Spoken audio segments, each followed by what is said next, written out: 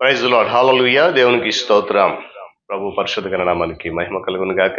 క్రీస్తునందు ప్రియులారా, దేవుడు తన ఉన్నతమైన మహాకృపను బట్టి మనకు నూతన దినంలో వేకునే రీతిగా ఆయన పాద సముఖంలో నిలబడడానికి చక్కటి శ్రేష్టమైన అవకాశాన్ని మనకు గ్రహించారు.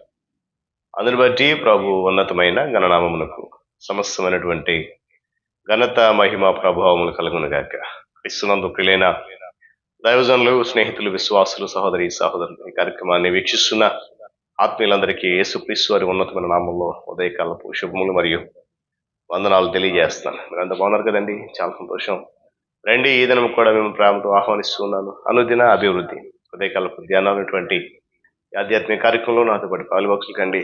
వాక్యాన్ని ధ్యానించి దైవ దీవెనలు పొందుకోండి. బైబిల్ సగలోనే తెరచి చూడండి, లేని పక్షాన చదివిన మాట జాగ్రత్తగా వినండి, గ్రహించండి. నేటి దిన ధ్యానవాక్యంగా ఆది కాండము 13వ అధ్యాయము 9వ వచనాన్ని చదువుతా ఉన్నాను.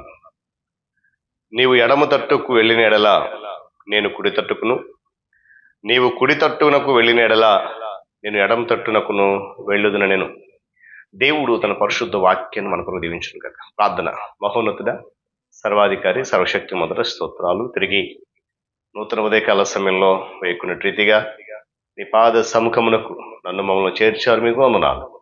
ఆత్మతో సత్యం నేను ఆరాధించి ఈ కార్యక్రమం ద్వారా ఆత్మీయంగా బలపరుస్తూ నడిపిస్తున్నందుకు స్తోత్రాలు.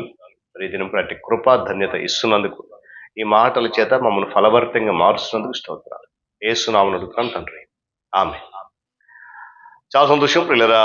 చదవని మాటను కొన్ని నిమిషాలు ధ్యానం చేద్దాం.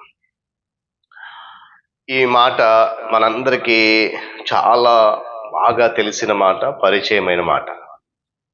నేను అనుకుంటున్నాను బహుశా ఈ మాట గురించి తెలియని క్రైస్తవుడు, విశ్వాసులు, సేవకులు లేరని. ఎందుకంటే ఈ మాటలు ఎవరు పలికారు, ఎవరితో పలికారు అనేది చాలా స్పష్టంగా వ్రాయబడింది. ఎవరు పలికారు అంటే అబ్రహాము పలికిన మాటలు. ఎవరితో పలికాడనంటే తన సహోదరి తమ్ముడైనట్టు లోతుతో మాట్లాడాడు. మంచిది ఏదైతే ఉందో మన జీవితంలో దాన్ని ఇంకా మంచిదిగా చేయడానికి ప్రభు ప్రయత్నిస్తున్నాడు. దేవుని స్తోత్రం చెప్పండి. హల్లెలూయా. చూడండి, గడిచిన కొంతకాల క్రితం, అది 20 సంవత్సరాలు కావచ్చు, 30 సంవత్సరాలు కావచ్చు, 50 సంవత్సరాలు కావచ్చు, మనము ప్రారంభించినటువంటి ఆ విశ్వాస జీవితాన్ని బట్టి భౌతికమైన ప్రయోజనాలు కూడా కొన్నిసార్లు మనం చూడగలుగుతాం. ఇవి మనకు ఒక విధంగా స్వాస్థ్యం వంటివి లేదా హక్కు వంటివి.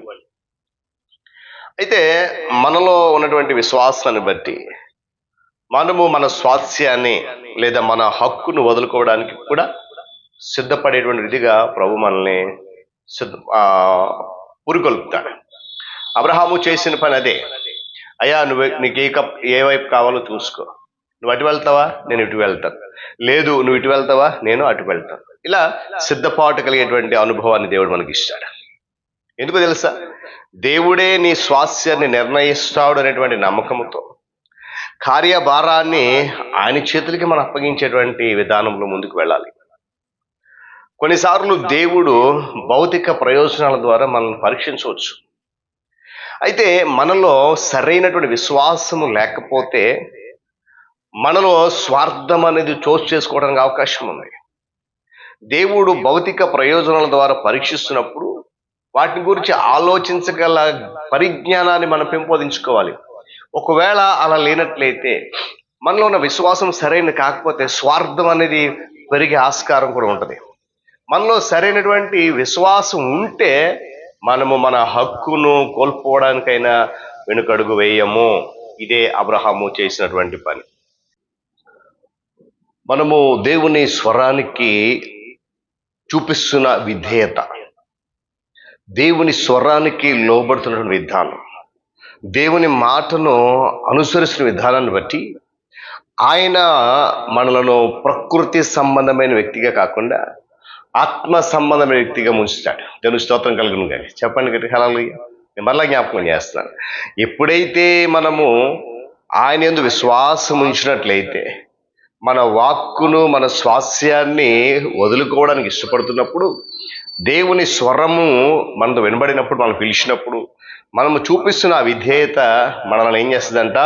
ఆత్మ సంబంధమైన వ్యక్తిగా మారుస్తుంది. వీళ్ళని గమనించిన ఉదయకాల సమయంలో మనము ప్రకృతి సంబంధమైన మనుషులం కాదండి. అర్థమవుతుందా? ప్రకృతి సంబంధమైన మనుషులము కాదు. మనము చూపించే విధేయత మళ్ళీ ఏం చేస్తుందంటే ఆత్మ సంబంధ వ్యక్తిగా మారుస్తుంది. దేవుని స్తోత్రం కలుగును గాక. ఏమైనా గమనించాలి, మనకున్నటువంటి హక్కులు, మనకున్న స్వాస్యము మన జీవితాలకు మార్గదర్శకాలు అయినప్పుడు ఏమండి మనలో ఉన్నటువంటి ఆధ్యాత్మిక అంతర్దృష్టి మందగించిపోతుంది. కొన్నిసార్లు మన విశ్వాసానికి ప్రథమ శత్రువు ఎవరా అంటే మనం తీసుకున్నటువంటి నిర్ణయాలే. ఏమండి మనం మంచివి అనుకున్నటువంటి నిర్ణయాలు వాస్తవానికి మంచివి కాకపోవచ్చు.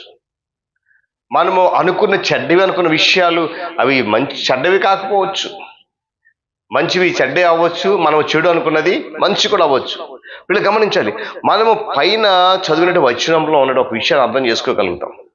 ఎందుకనంటే అబ్రహాము తనకి ఏది కావాలో తన హక్కును తన స్వాస్యాన్ని వినియోగించగలిగేటువంటి ఆ స్వాధీనం చేసుకోగలిగినటువంటి జ్ఞానవంతుడై ఉండి కూడా తన పరిధిని తాను స్వాధీనం చేసుకున్నటువంటి హక్కుదారుడై కూడా దాన్ని విడిచిపెట్టేసుకున్నాడు.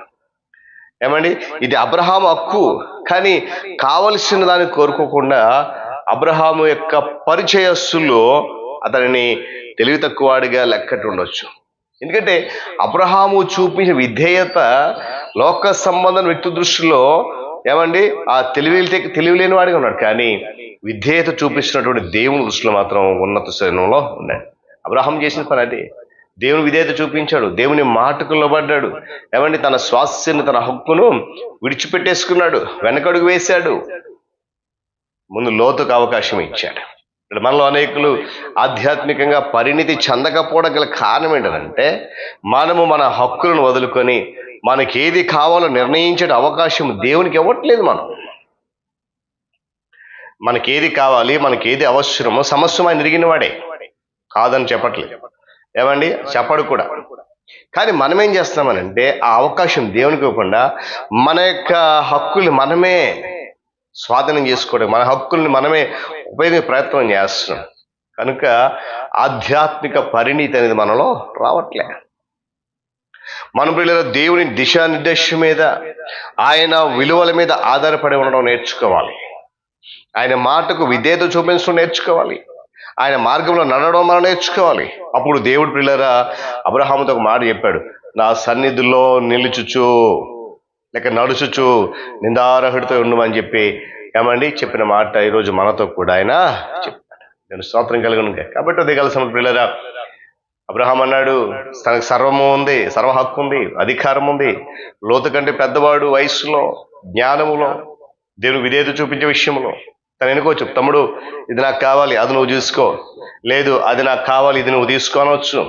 అలా చేయలేదు. ముందు నీకు ఏది కావాలో నువ్వు అటు వెళ్తావా, కుడి తట్టుకు వెళ్ళిపో, నేను ఎడమ తట్టుకు వెళ్ళిపోతాను. లేదు నీకు ఎడమ తట్టు కావాలా చెప్పు, నేను కుడి తట్టు. అంటే చూడండి తన స్వాస్యాన్ని తన హక్కును వదులుకునేటువంటి పరిస్థితి.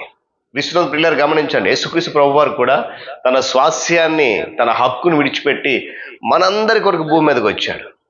ఆనాడు ఐగుప్తు దేశంలో తన హక్కు తన స్వాస్యాన్ని విడిచిపెట్టి మోషే ప్రజల కొరకు బయటకు వచ్చేసాడు. ఈరోజు భూమి మీద క్రీస్తు బిడ్డలు మనము ఆయన కొరకు ఏం వదులుకుంటున్నాం? మన ఆధ్యాత్మిక జీవితం పరిణితి చెందడానికి దేవునికి అవకాశం ఇస్తున్నామా లేదా?